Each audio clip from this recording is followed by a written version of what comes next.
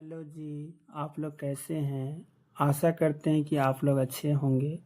आज हम यह बताने जा रहे हैं कि अगले मास अर्थात अगले मास जुलाई मास से सावन शुरू हो रही है।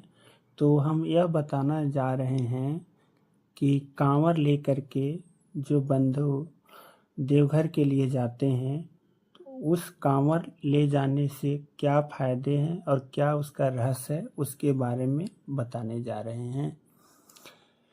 तो हम लोग आते हैं।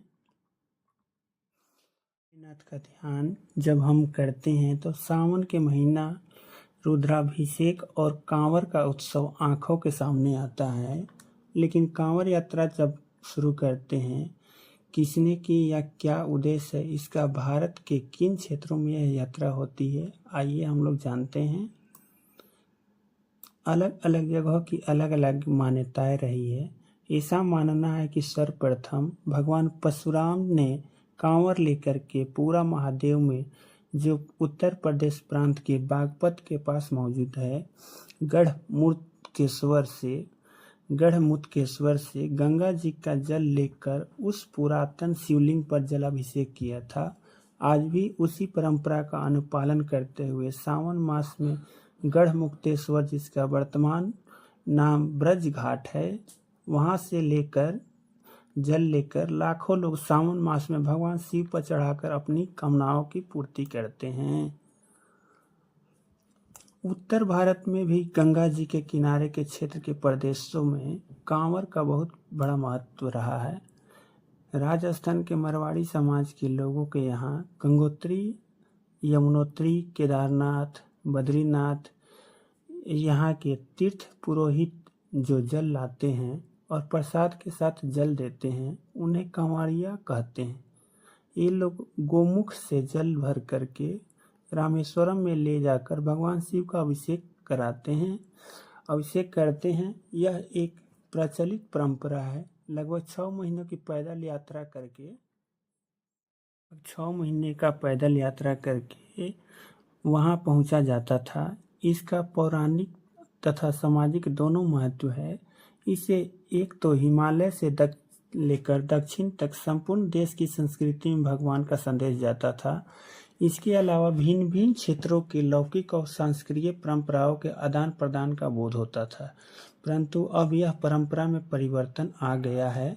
अब लोग गंगा जी अथवा मुख्य तीर्थों के पास से बहने वाली जलधाराओं से लेकर सावन मास में भगवान का जलाभिषेक करते हैं।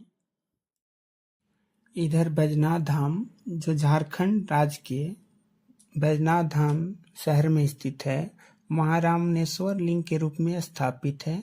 सावन मास तथा भादव मास में लाखों श्रद्धालु कांवर यात्रा करके इनका जलाभिषेक करते हैं। इस धार्मिक उत्सव की विशेषता यह है कि सभी कांवर यात्री केसरिया रंग के वस्त्र धारण करते हैं और बड़े बूढ़े जवान स्त्री पुरुष सबको एक ही भाषा में बोल बम के नारे से संबोधित करते हैं। दरभंगा आदि क्षेत्रों के यात्री कांवर के माध्यम से भगवान का अभिषेक बसंत पंचमी पर करते हैं। सर्वप्रथम उत्तर भारत में गए हुए मारवाड़ी परंपरा के लोगों ने इस क्षेत्र में यह परंपरा प्रारंभ की थी और यहाँ देवघर में स्थित बैजनाथ धाम मंदिर में लोग सावन मास में बहुत दूर दूर से लोग आते हैं और यहाँ जलाभिषेक करते हैं। आगरा जिले के पास बटेश्वर में स्थित ब्रह्म लालजी महाराज के नाम से भी जाना जाता है। भगवान शिव जी का शिवलिंग रूप के साथ साथ पार्वती जी और गणेश जी का मूर्ति रूप भी है। श्रावण मास में कासगंज से गंगा जी तक जल भरकर लाखों की संख्या में श्रद्धालु भगवान शिव जी का कांवर यात्रा के माध्यम से अभिषेक करते हैं।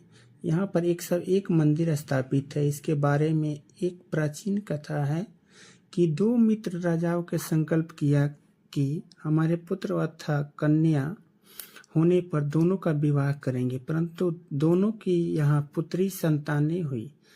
एक राजा ने ये बात सबसे छिपा ली और विदाई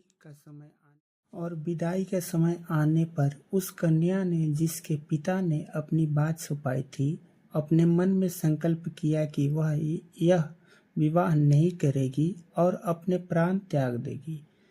उसने यमुना नदी में छलांग लगा दी। जल के बीच में उसने भगवान शिव के दर्शन हुए और उनकी समर्पण की भावना को देखकर भगवान ने उसे वरदान मांगने को कहा।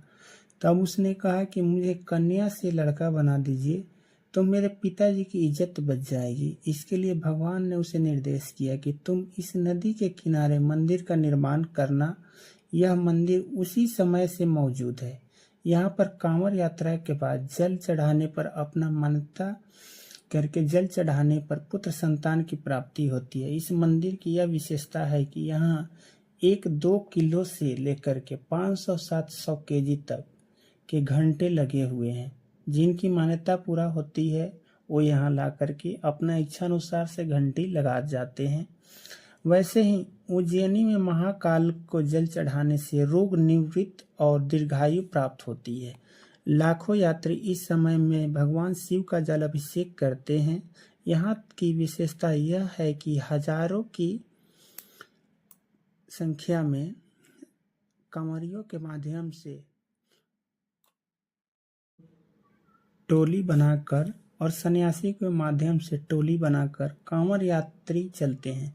यह यात्रा लगभग 15 दिन चलती है। वैसे ही भगवान शिव का अभिषेक सारे भारतवर्ष के शिव मंदिरों में होती है, परंतु सावन मास में कांवड़ के माध्यम से जल अर्पण करने से अत्यधिक पुण्य प्राप्त होता है। हमारे साथ सहित भारत के समस्त हिंदुओं का विश्वास यह भी मानता रहा है कि कांवड़ यात्रा में यहाँ से जल भरा जाता है वह गंगा जी की धारा में ही लिया जाता है, क्योंकि गंगा जी अत्यधिक शुद्ध मानी जाती है। कांवर के माध्यम से जल चढ़ाने से मन्नत के साथ साथ चारों पुरुषार्थों की प्राप्ति होती है। हरिद्वार से जल लेकर दिल्ली, पंजाब आदि प्रांतों में करोड़ों यात्री जलाभिषेक करते हैं। यह यात्रा लगभग पूरे सावन मास से लेकर शिवरात्रि तक चलती है।